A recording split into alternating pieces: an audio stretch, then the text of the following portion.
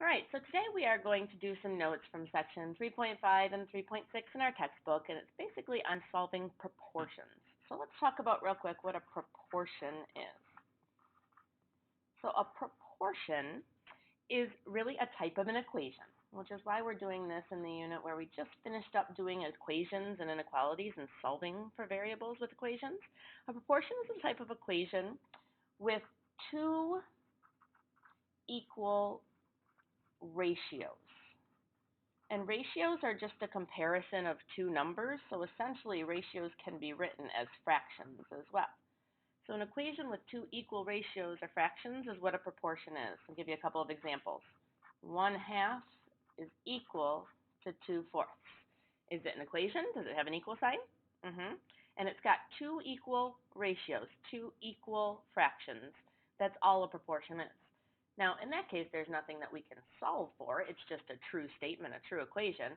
More likely, we're going to see it in some form like this. Here's another example. How about, 3/92 equals x over 46.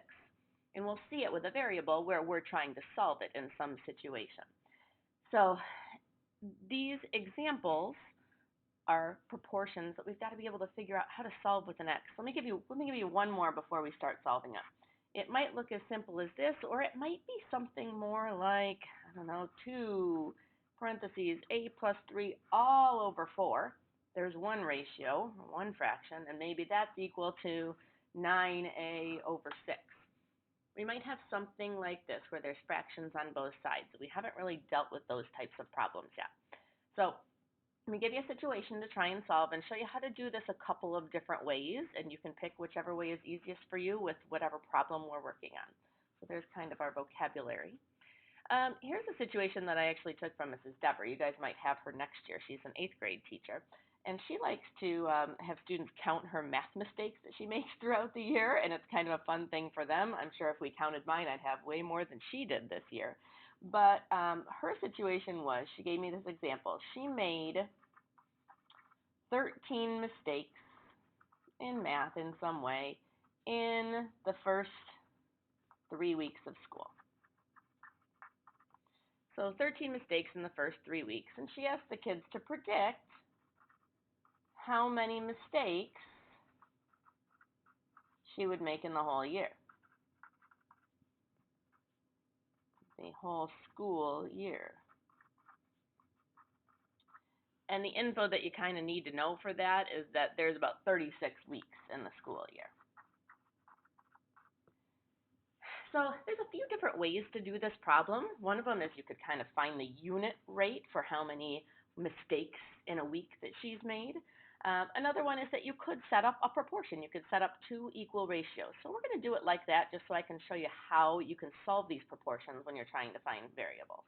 So let's set up one ratio. She's comparing mistakes to weeks. So she had 13 mistakes in how many weeks? Over 3 weeks. That's the way you can set up a ratio and compare numbers. 13 mistakes in 3 weeks.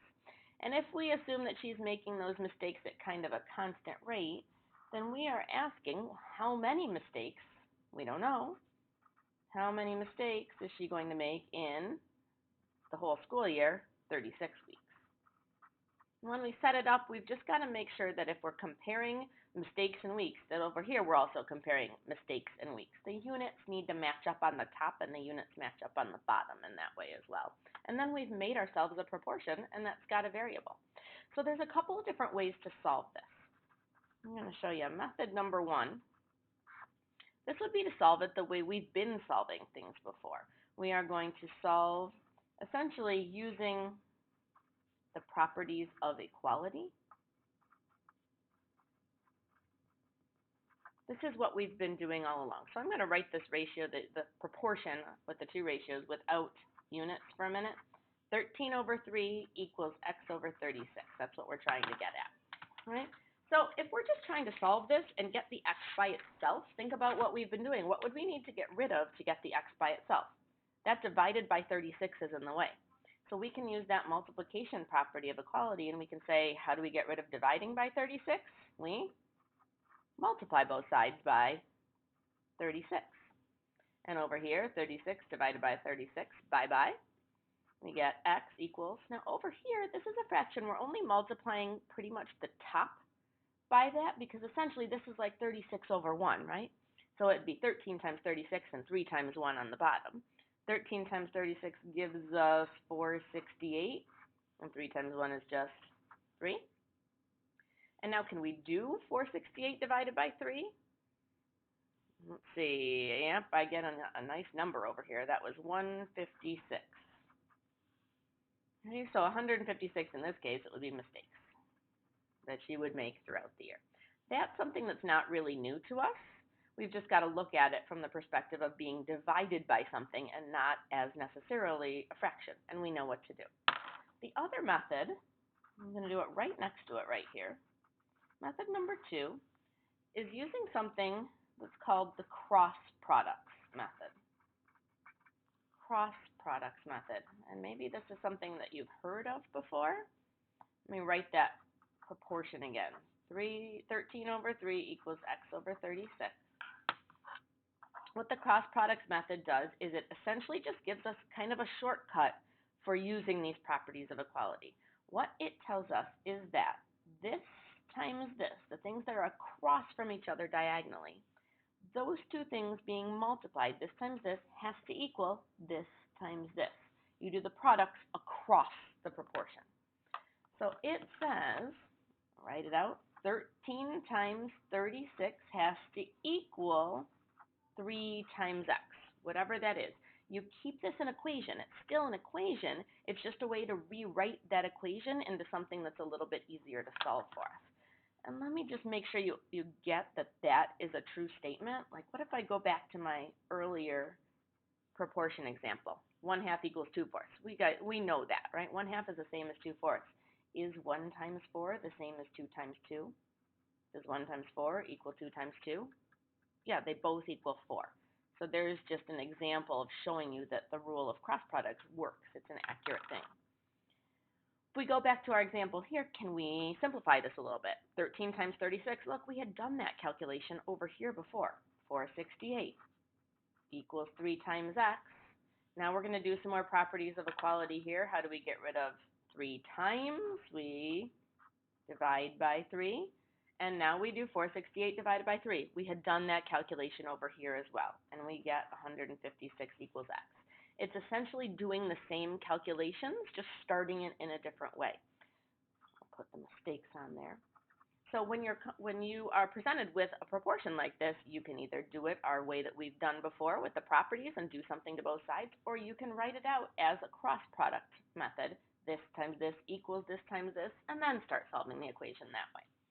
All right, let me show you one more type that's a little bit more complicated than this problem right here. Let's get another one here.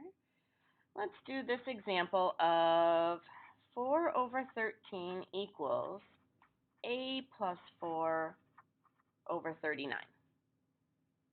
Now in this case, something's happening to my variable right there, so it's going to look a little bit different. I could still do this using either of the methods we talked about. I'm going to try it again. Method number 1 was just getting rid of that dividing by 39. What we've usually been doing, I'm going to rewrite it one more time so I can show the work on here. Get that up there for you. So to get rid of dividing by 39, I'm going to multiply by 39, multiply by 39, and then I've got divided by 39 times 39. This goes away. Does it even touch that a plus 4 right there? Nope, we multiplied so we could get rid of that bottom 39. Now over here, we've got essentially times 39 over 1. So 4 times 39 gives us, I think it's 156 over 13. And what do we have left over here? Just the a plus 4. Now, is this something that we can simplify? Hang on, phone's ringing. All right, I'm back, sorry. So 156 divided by 13, I think we can actually divide that. I think that gives us 12. A plus 4 over here, and now we can keep solving. We can subtract 4 from both sides, and you get that a equals 8, or 8 equals a. Could we have used a cross product method for this? Let's try that. Method number 2 4 over 13 equals a plus 4 over 39. So let's try this with cross products. This times this equals this times this. So I'm going to write that out. I'm just going to start with the 4 times 39 equals, now when I do 13 times a plus 4, it's 13 times that whole thing, a plus 4, the quantity a plus 4, not just the 13 times a. So this is going to end up being a distributive property for us. If I have that written out and now I try and solve it, we've already done the 4 times 39. That was 156. Now I've just got a quick distributive property. 13a plus 13 times 4 ends up being 52. And now it's just a two-step equation to solve. Subtract 52 from both sides, and we get 104 equals 13a. How do you get rid of 13 times a? Divide by 13, and again we get a equals 8. So two strategies both work for trying to solve for the a in this case. You could get rid of what's on the bottom there by multiplying both sides, or you could rewrite it using that cross products property. And it just gives you a couple of different strategies depending on what the problem looks like and depending on what you think is easier for you.